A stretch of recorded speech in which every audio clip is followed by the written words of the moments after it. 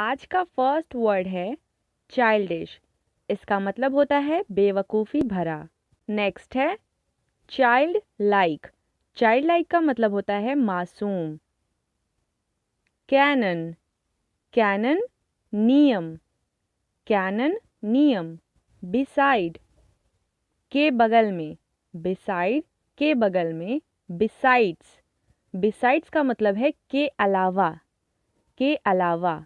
Decent सभ्य। Decent सभ्य। Insight उकसाना। Insight उकसाना। Flare. Flare का मतलब है धधकना या फिर फैलना। पेन। पेन का मतलब है खिड़की या फिर दरवाजे का कांच। पोर। पोर का मतलब है छेद, मीन्स कोई छोटा सा छेद, स्मॉल होल। प्रे। प्रे का मतलब है शिकार करना।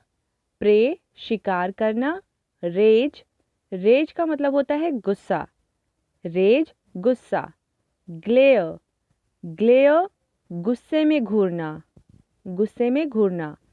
सूट कालिक, जो धुएं में कालापन होता है उसको कहते हैं सूट।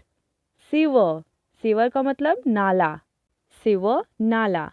एक्मे, इसका मतलब होता है पीक, मतलब शिखर, किसी चीज की ऊंचाई। नेक्स्ट है एले। इसका मतलब है सीट की श्रृंखला के बीच जाने आने का रास्ता। ब्लिस्टर। इसका मतलब होता है स्किन पर सूजन आना, जिसे हम छाला भी कह सकते हैं या फिर फफोला कह सकते हैं। ब्लश। ब्लश का मतलब है शर्म से लाल होना। क्रैम्प। क्रैम्प का मतलब होता है बाधा डालना या फिर मरोड़ होना। ट्विच। ट्विच का मतलब फड़कना। बॉडी के किसी भी पार्ट में तेजी से मूवमेंट होने को कहते हैं फड़कना। अपरोर। अपरोर शोर शराबा।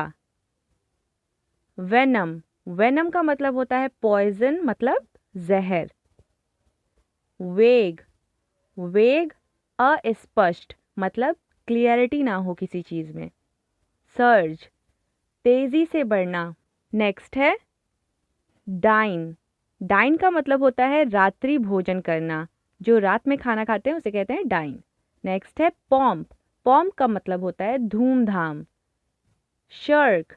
शर्क जी चुराना, किसी काम से जी चुराने को कहते हैं शर्क। स्टैक। स्टैक का मतलब होता है एक के ऊपर एक सामान रखना। सोलेस, किसी के परेशानी में उसे हम जब दिलासा देते हैं तो उसे कहते हैं इंग्लिश में सोलेस।